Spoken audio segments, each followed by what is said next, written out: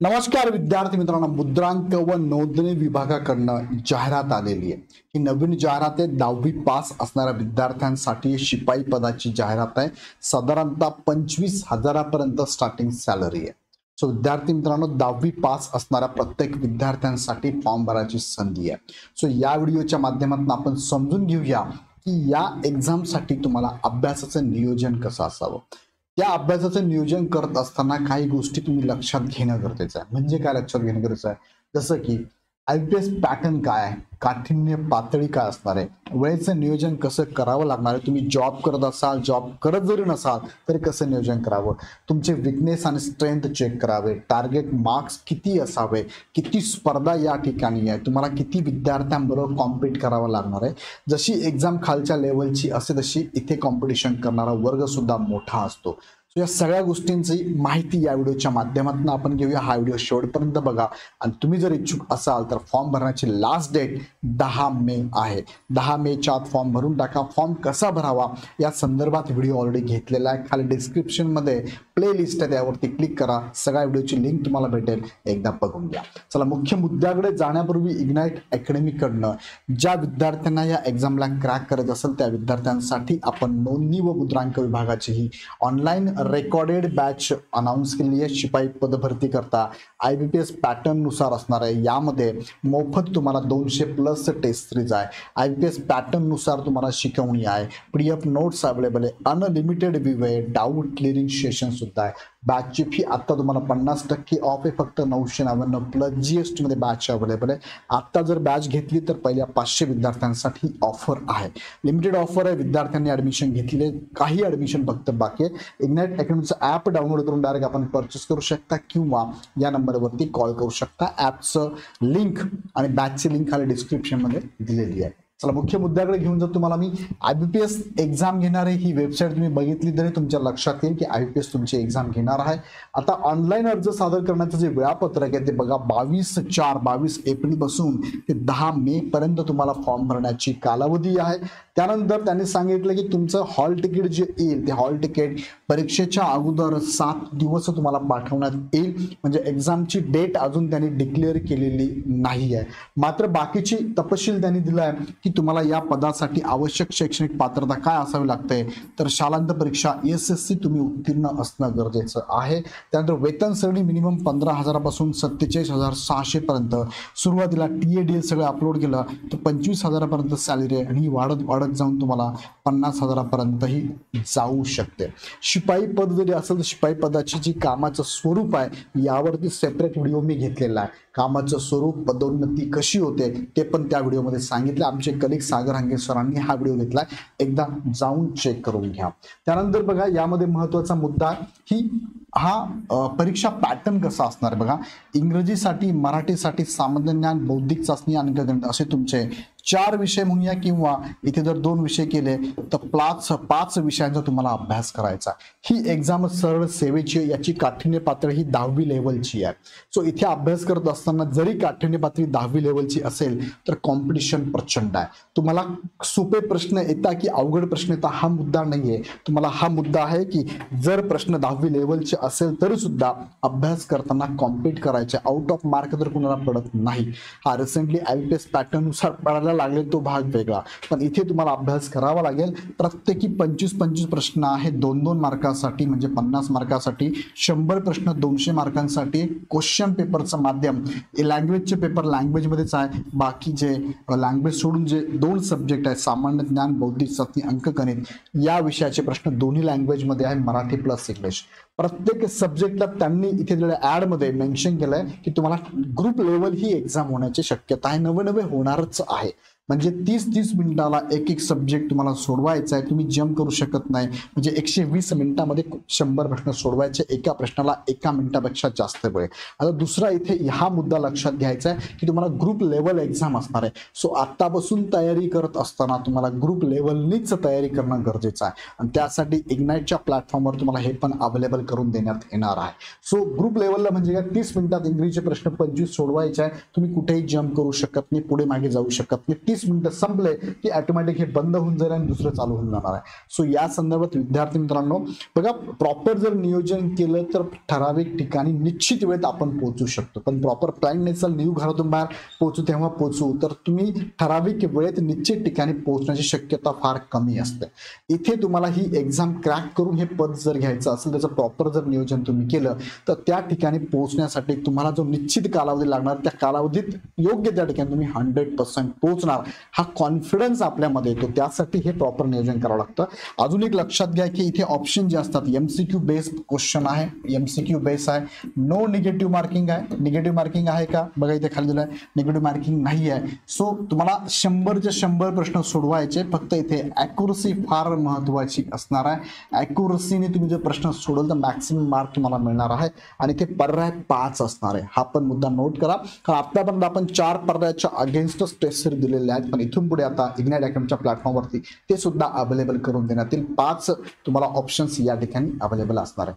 थोडक्यामध्ये exam pattern तुम्ही समजून घेतला. आता तुम्हाला अभ्यास करायचा आहे, मग अभ्यास करण्यासाठी हे मुद्दे महत्वाचे. कधी होऊ शकते परीक्षा, आता जर आपण विचार केला फॉर्म भरण्याची लास्ट डेट आहे 10 मे 2025. साधारणतः मी तुम्हाला सांगू शकतो की जुलै आणि ऑगस्ट मध्ये तुमची एक्झाम होऊ शकते, हा अंदाज आहे. अजून अंदाज क्लिअर होईल, पण साधारणतः तुमच्याकडे 2 ते 3 महिने कालावधी आहे.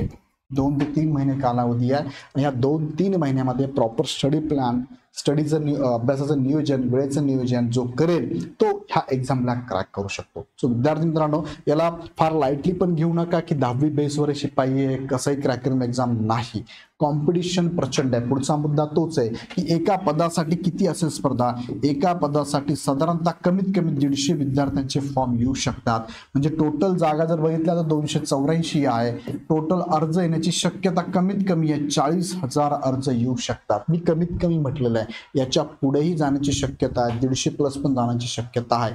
पण तुम्ही समजून जरा की एवढे अर्ज येण्याची दाट शक्यता या ठिकाणी असणार आहे. त्याच्या पुढे जाऊ शकतं, सांगता येत नाही. सध्या भरती प्रक्रियेसंदर्भात बरेचसे विद्यार्थी सजगतेने आहेत, सजगतेने बघतात आणि फॉर्म भरत असतात. म्हणजे अगदी ग्रुप बी, ग्रुप सीचा विद्यार्थी सुद्धा या ठिकाणी वळालेला आहे. तुम्ही बघितलं असेल पाठीमागच्या एक्झाममध्ये ज्या ग्रुप सीच्या एक्झाम होत्या त्यामध्ये इंजिनिअरिंग करणारे, MBA करणारे, ग्रॅज्युएशन, पोस्ट ग्रॅज्युएशन करणारे विद्यार्थी सुद्धा फॉर्म भरत आहे. सो इथे स्पर्धा प्रचंड वाढलेली आहे. त्यातली त्यात हे डिपार्टमेंट खूप सुंदर आहे. मुद्रांक व नोंदणी विभाग, आपण ज्याला सब रजिस्ट्रार म्हणतो, खूप चांगला विभाग आहे. खूप चांगली संधी विद्यार्थ्यांना इथे असणार आहे. त्यामध्ये आता मुद्दे काय लक्षात घ्यायचे बघा, तुम्हाला किती मार्क्स हवे, टार्गेट ठेवावं लागेल तुम्हाला. 200 मार्कांपैकी माझ्या माहितीप्रमाणे तुम्हाला 180 कमीत कमी पोहोचता आलं पाहिजे. मग 180 मी का म्हटलं, कारण स्पर्धा प्रचंड आहे. पाठीमागच्या एक्झामचा तुम्ही थोडासा अनालिसिस करा, त्यात तुमच्या लक्षात येईल की कमीत कमी तुम्हाला 180 मार्क पाहिजेच पाहिजे. हे सुरुवातीपासून टार्गेट ठेवा आणि हे टार्गेट तुम्ही जर 180 ठेवलं तर ऍक्च्युअल एक्झाम मध्ये ऍटलिस्ट तुम्हाला 160+ पर्यंत पोहोचता येईल. पण मी तुम्हाला सांगतो 180+ टार्गेट तुम्ही ठेवायला हवं. आता हे टार्गेट ठेवत असताना अभ्यासात कसा बदल करावा, तर प्रत्येक वेळेस बघा तुम्ही सब्जेक्ट नुसार अभ्यास करतात, टॉपिक नुसार अभ्यास करतात, बरोबर आहे. मग हे झालं टॉपिक नुसार की तुम्ही टेस्ट पण देतात. फॉर एक्झाम्पल तुम्ही अभ्यास केला, एखादा टॉपिकचा अभ्यास केला, मी तुम्हाला सांगतो की सरासरी हा टॉपिक तुम्ही अभ्यासला, सपोज याचा अभ्यास केल्यानंतर तुम्हाला टेस्ट द्यायची आहे. टेस्टमध्ये तुम्ही 10 प्रश्न सोडवणार असाल तर 10 पैकी तुमचे 180 म्हणजे साधारणतः 9 क्वेश्चन बरोबर यायलाच पाहिजे. ते जर येत नसेल तर पुन्हा एकदा ह्या टॉपिकची रिव्हिजन करा. ह्या टॉपिकमधल्या ज्या कन्सेप्ट त्या समजून घ्या. समजत नसेल तर गायडन्स घ्या. गायडन्स इन द सेन्स तुम्हाला मी सांगेल, तुमच्याकडे आजूबाजूला बरेचसे गाईड तुम्हाला करणारे असतील किंवा इग्नाइट अकॅडमीची बॅच बेस्ट तुम्हाला गाईड करणारी आहे. सगळे गायडन्स करणारे खूप जास्त आहेत. त्यापैकी एक इग्नाइट अकॅडमीची बॅच सुद्धा तुम्ही परचेस करू शकता, जी तुम्हाला प्रॉपर गाईड करणार आहे IPS पॅटर्न नुसार. इथून पाठीमागचा अनुभव जर आपण बघितला तर सरळ सेवेच्या माध्यमातून हजारो विद्यार्थ्यांची निवड झालेली आहे. तुम्ही आमच्या प्लॅटफॉर्मवर जाऊन त्यांचे व्हिडिओ पण बघू शकतात. आमचा अनुभव बघण्यासाठी तुम्हाला सबस्क्रायबर बेस पण बघा. 1 मिलियनच्या आसपास विद्यार्थी सबस्क्राईब करून बसलेले आहे. इतर लाखो विद्यार्थ्यांनी ॲप डाउनलोड केलेला आहे. हजारो विद्यार्थ्यांचा निकाल लागलेला आहे. सो इतकं सफिशियंट तुम्हाला सांगण्यासाठी. सो लगेच तयारी करा आणि अभ्यासात योग्य तो बदल करा. परंपरागत अभ्यास करू नका, कॉम्पिटिशन वाढत चाललेली आहे. नंतर तुम्ही अडचणीत याल. खूप वेळ दिला, खूप अभ्यास केला, खूप खर्च केला, खूप पुस्तकं घेतली, दिवस रात्र मेहनत केली, पण मात्र एक्झाम क्रॅक झाली नाही. म्हणून सांगतो की योग्य नियोजन करा.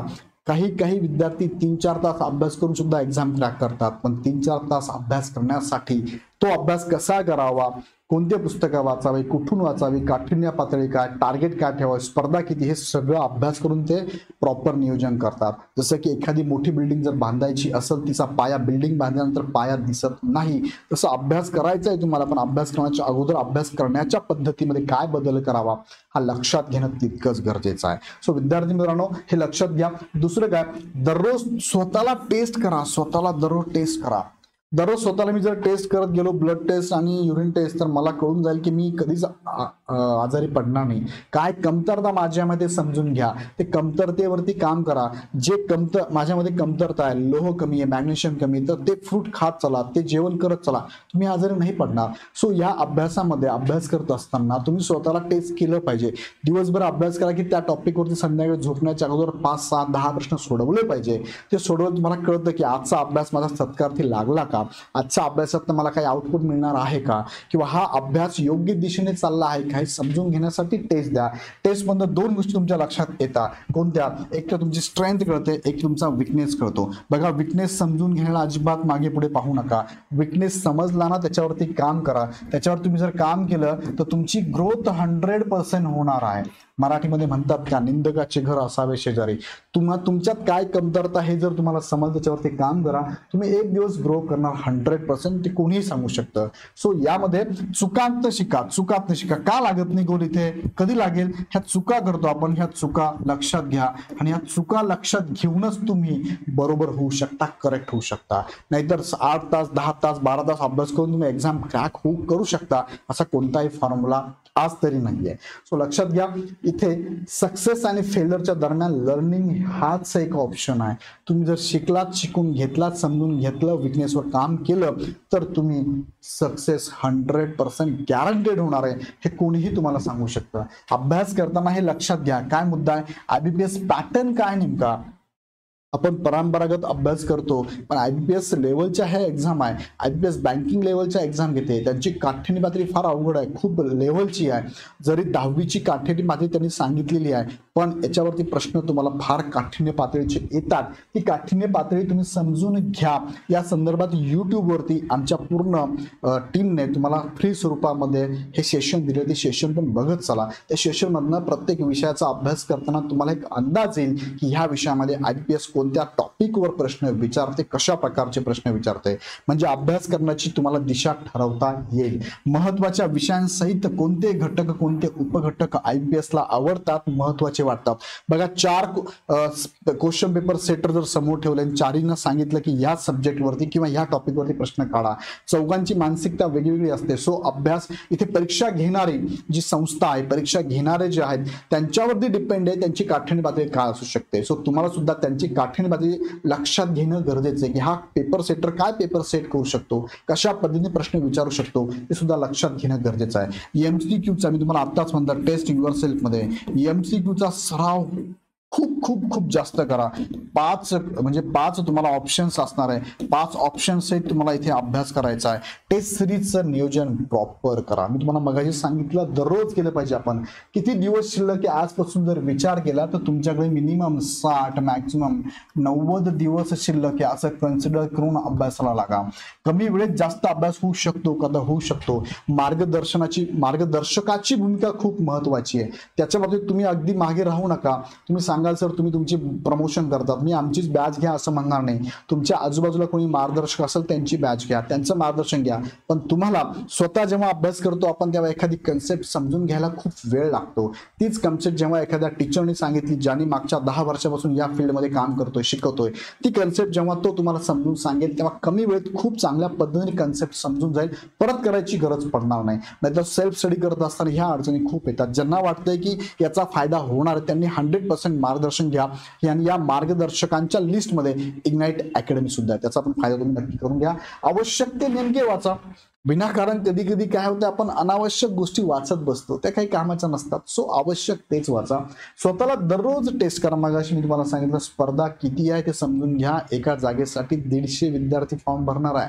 सो तुम्हाला 149 विद्यार्थ्यांना मागे टाकायचंय. परत त्याच्यामध्ये कॅटेगरी वाईज वेगवेगळे येते, समांतर आरक्षण वेगवेगळे आहे. तो पण मुद्दा लक्षात घ्या. टार्गेट ठेवून अभ्यास करा. दररोजचं टार्गेट ठेवा, तसा अभ्यास होणार नाही. त्यानंतर अभ्यासाचं परफेक्ट सूत्र मी पाठीमागच्या व्हिडिओमध्ये पण सांगितले. हे 6 सूत्र लगेच अप्लाय करा. पहिलं PYQ चेक करा. IBPS पॅटर्न नुसार ना आतापर्यंत कशा प्रकारचे प्रश्न आलेले, कशी काठीण्य पातळी आहे, IBPS कोणत्या टॉपिकवर जास्त भर देतं समजून घ्या. सिलेबस प्रॉपर तुम्ही नोट करा. तुमच्या पद्धतीने समजून घेऊन प्रत्येक विषयाचा सिलेबस, यासाठी युट्यूबवरती इग्नाइट अकॅडमीच्या मार्गदर्शकांचे सगळे व्हिडिओ आहेत, एकदा बघून घ्या. किंवा ही सिरीज आता चालू झालेली बघा, ती बघा. लिमिटेड रेफरन्स बुक वाचा. अनलिमिटेड काही पण घेत बसू नका. मार्केटमध्ये कधी कधी काय काय येऊन जातं माहित नाही, सगळं घेत बसू नका. स्वतःच्या भाषेत नोट्स काढा. टेस्ट सिरीज मात्र दररोज द्या. सब्जेक्ट वाईज द्या, टॉपिक वाईज द्या, फुल लेंथ टेस्ट द्या. म्हणजे 4 सब्जेक्ट एकत्र करून सुद्धा टेस्ट द्यायला शिका. त्या टेस्ट सगळं तुम्हाला इग्नाइट अकॅडमीच्या प्लॅटफॉर्मवरती अवेलेबल असणार आहे. आणि रिव्हिजन प्रॉपर करा. ह्या 6 सूत्रांचा वापर केला तर ही एक्झाम कमी कालावधीमध्ये क्रॅक करणं अवघड जाणार नाही, खूप सोपं होऊन जाणार आहे. सो विद्यार्थी मित्रांनो, यासाठी तुम्हाला इग्नाइट अकॅडमीकडनं ऑनलाईन रेकॉर्डेड बॅच अवेलेबल आहे. लगेच जॉईन करा. मी तुम्हाला गॅरंटेड सांगतो की ह्या बॅचचा फायदा तुम्हाला होणार म्हणजे होणार. तुमचा स्कोर वाढणार, आणि स्कोर वाढणं खूप महत्त्वाचं आहे. एक्झामचा नुसता फॉर्म भरून एक्झाम देणं काही अर्थ नाही आहे. प्रत्येक वेळेस फॉर्म सुटतात, फॉर्म भरतो, एक्झामला जाऊन येतो. विचारणारे विचारतात, सांगणारे सांगतात, तुम्ही पण बोलत असतात, अभ्यास करतो स्पर्धा परीक्षांचा. रिझल्ट लागणार कधी? तुमचा वेळ आणि पैसा भविष्यात परत मिळणार नाहीये. हा वेळ तुम्ही किती पैसे खर्च करून मिळणार नाही. सो वेळ सत्कारणी लावा, अभ्यास प्रॉपर करा. त्यासाठी ही बॅच तुम्ही लगेच जॉईन करा. 50% डिस्काउंट म्हणजे 199 प्लस GST बॅच अवेलेबल. आत्ता लगेच तुम्ही इग्नाइट अकॅडमीचं ॲप डाउनलोड करून डायरेक्ट परचेस करा. तयारीला लागा. आणि काही अडचण आली तर हा हेल्पलाईन नंबर आहे 8888 25 61 17. ह्या नंबरला कॉल करून माहिती घ्या. व्हिडिओ आवडला तर लाईक करा, चॅनल सबस्क्राईब करा. अजून तुमच्या मनात काही प्रश्न असतील तर कमेंट बॉक्समध्ये नक्की टाका. पुन्हा भेटूया नेक्स्ट व्हिडिओमध्ये. धन्यवाद.